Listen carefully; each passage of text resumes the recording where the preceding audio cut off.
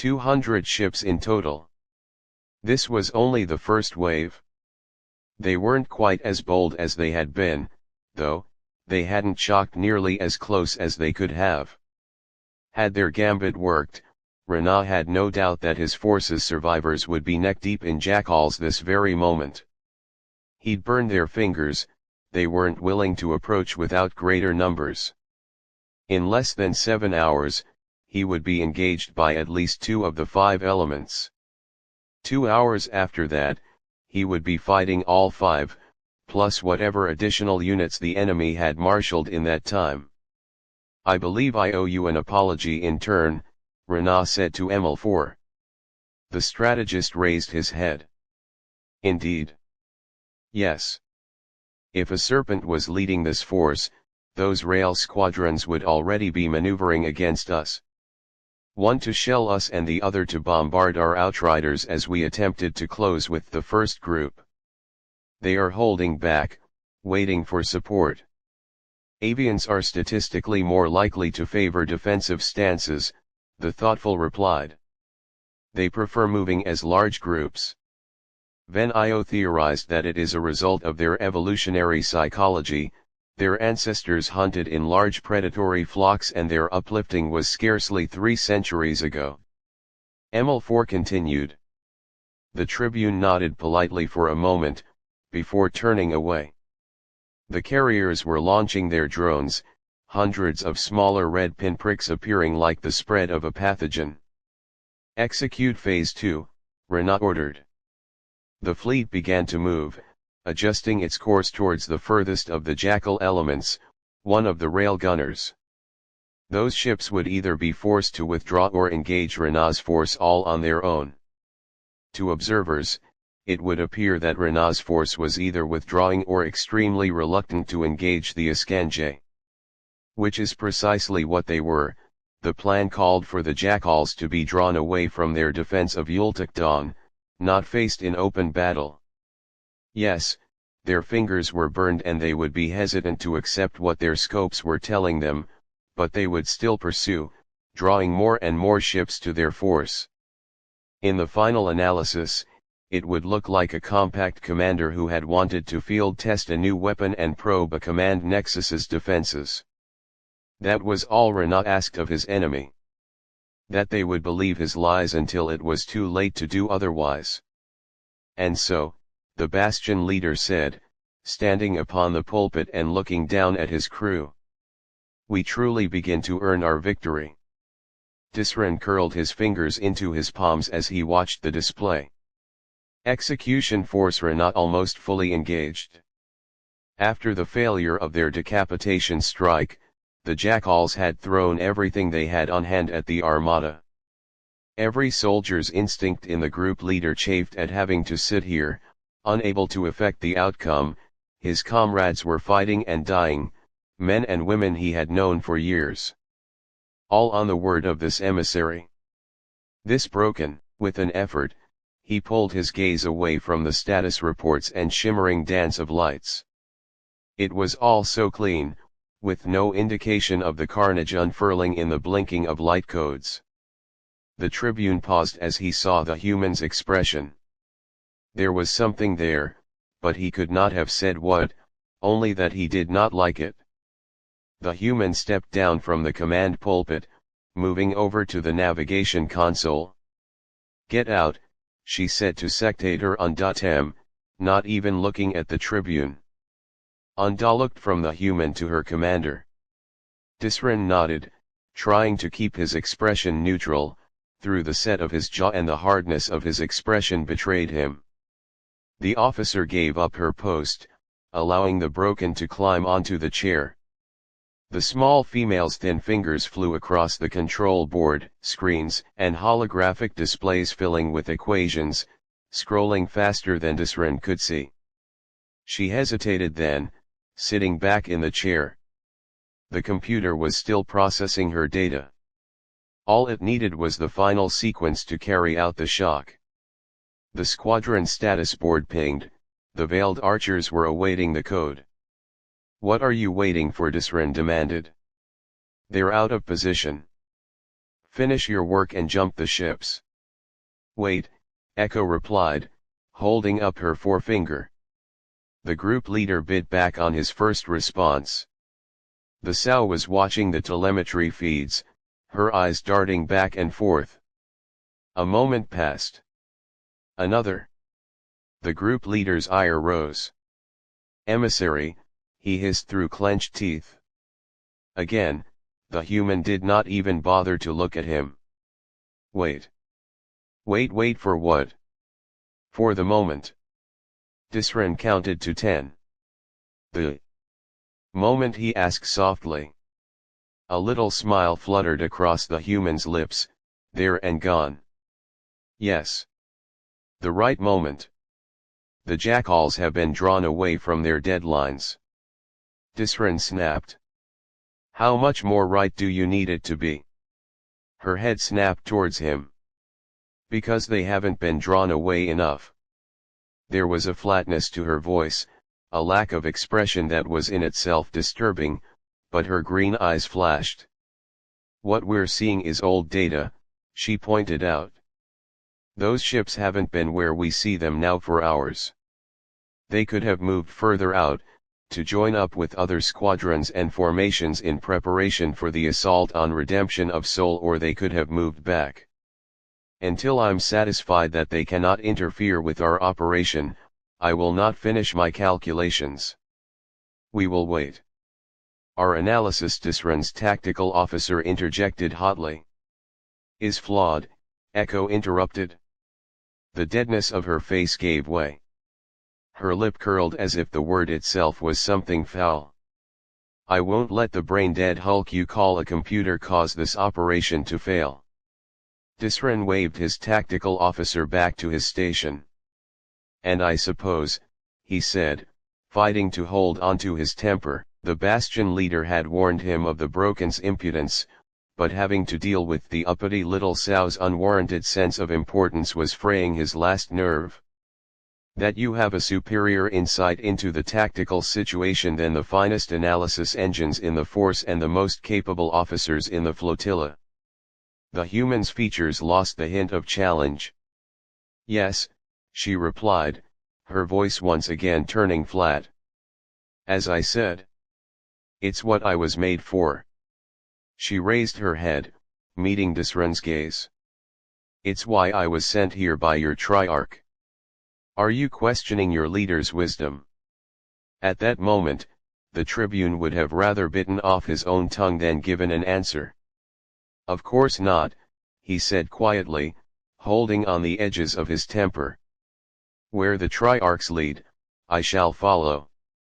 Echo turned back to the telemetry. Then we wait.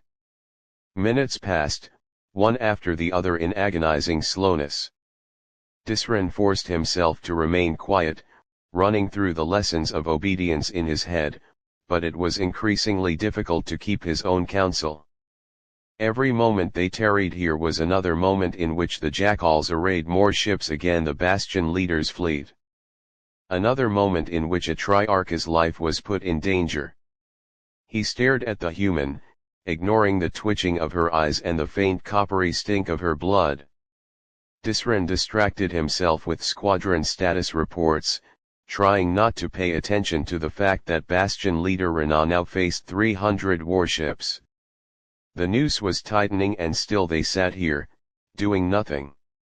He was beginning to wonder if, perhaps, the Triarch's faith in this Echo had been misplaced, when the creature shivered, a smile he couldn't identify on her lips. Her fingers danced, entering the final data points. The NAV computer hummed for a moment, confirming the human's work, as best it could. Disren had a background in navigation and even he was lost trying to follow it all. She looked over at him. Now. The group leader swiveled in his throne, snapping orders to his officers, the rest of the veiled archers digesting the data codes Echo sent to them. When all was in readiness, he nodded choppily to her. Her fingers flashed along the control board. There was the barest hesitation, then her lips twitched upwards. She said something in the bass, clicky human tongue. Reality shivered, twisted, and finally shattered as Echo drove 34 warships through it. They emerged, seconds later, in the heart of the Principality's defenses. An alarm screamed as, impossibly, Reconciliator emerged at the same coordinates as an Iskanjay citadel. Both station and ship vanished in a flare of energy too terrible to call an explosion. No, not even an explosion, the shock point had opened inside the citadel. The blood drained from Disran's face as he watched a mountain of armor bend, distorting in ways no physical law accounted for as it folded in on itself, forced into impossible geometries by the self-destructing shock point. How there was no time to wonder, more dirges blared with the deaths of more of Disran's command. Reconciliator was only the first. Heart of Glory slammed into another Jackal fortress. Crucible of Judgment. Fanged Bite. Zenkara. 5 battle cruisers immolated themselves against the Iskanjay defenses along with 6 destroyers. Almost a third of Disran's squadron died in the reversion and half of the attached escorts.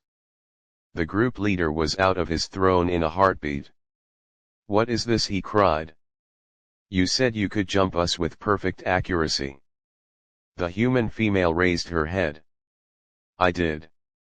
For an instant, Disran was confused, a heated denial on the tip of his tongue. And then comprehension dawned. She had done this, the treacherous little broken whore had betrayed them. With a roar, the group leader threw himself at the human, intending to rip her limb from limb. There was a flicker of movement behind him and he found himself pinned, strong arms wrapped around his shoulders, holding him in place. "Patron, no." "Advocate," submissive Tanum hissed in Disran's ear. "You cannot. You must not. She is an emissary." Disran bit back the barrage of curses he wanted to spew at the soldier, but he forced himself to stop struggling. An emissary of the Triarchs was as inviolate as they were. If he were to harm her, no matter how justified, it would mean his death. Part of him screamed that it didn't matter, that all the thousands of men and women she'd just murdered had to be avenged, the friends he'd just lost. She was looking at him. There was no fear in her green eyes, not the dull countenance he'd seen in other broken. There was something else, something vivid and bright. There was contempt. "You are wasting time," she said in Odavam. "The window of vulnerability I've created will not last long." Her words were like a slap in the face and the group leader held up a hand to signal his assent to the Janissary's pleas. Slowly, carefully, Tanum released his superior. "Explain," Disran demanded. "Explain quickly." The human pointed at the main tactical display. "Look," she insisted. "The minefield that you expected to have to cut through Zenkara swept it for you. The fortress that would have rained fire on your squadron until it died, Reconciliator destroyed it." She adjusted a control, zooming in. It was true, the Jackal citadel had been gutted, what little of it that was still identifiable. Echo showed Disran more images of the mangled remains of the Iskanjay's defenses. "I used your ships to open a hole in their defenses. It's possible you could have done it with fewer losses. It's likely that you couldn't have. I chose not to risk it." Disran forced himself to evaluate what the human was saying. It took every erg of willpower that he had. He looked at the display, biting back his rage. He saw ruined stations, minefields spasming out the last of their lives in self-destructive frenzies, webs of hunter-killer satellites deprived of orders. The command nexus was scarred and brutalized along this entire flank, its guns destroyed and scopes burned to uselessness. Data links between control facilities and their subordinates had been torn asunder. Communication intercepts were panicked and confused. The principality had been thrown into complete paralysis by the brutality of the assault. The devastation his dead ships had wrought had been catastrophic. The Broken had used his vessels, used their forming shock points, to tear the heart from the defenses around the command nexus. Even more terrifying than the wanton carnage the human had committed was the precision of it. She had been right. She had jumped his squadron with a perfection that none of Disran's navigators could match. No computer could have done it, either. The right moment, the emissary had said. This had been that moment, and the Tribune felt something cold worm its way into his liver. Madness and disease. She was looking at him. His officers were too. Disran forced himself to speak slowly and calmly. You should have told me. You might have said no. The human raised her head in challenge. I am told over and over how loyal the compact military is. How they will willingly die for their duty. How death can be lighter than a feather. She pointed to the mangled remains of one of the veiled archers. There wasn't even enough left of it for Disran to know what ship it had been. I did what needed to be done. I trusted in the loyalty of your crew and their willingness to fight and die for the compact, just as you did. Are you going to dishonor their sacrifice? Disran's hands flexed, the crawling sense of horror gone in a flash of anger, and he glared hatefully. He knew what she was doing, and he damned her soul, if humans even had such things, to the deepest, most inescapable depths of the black. No, emissary, he whispered, fighting to remain in control of himself. Their sacrifice will be remembered and honored. If there are no further surprises, I would suggest getting yourself to the boat bay and preparing for your mission. My Janissary teams will meet you there.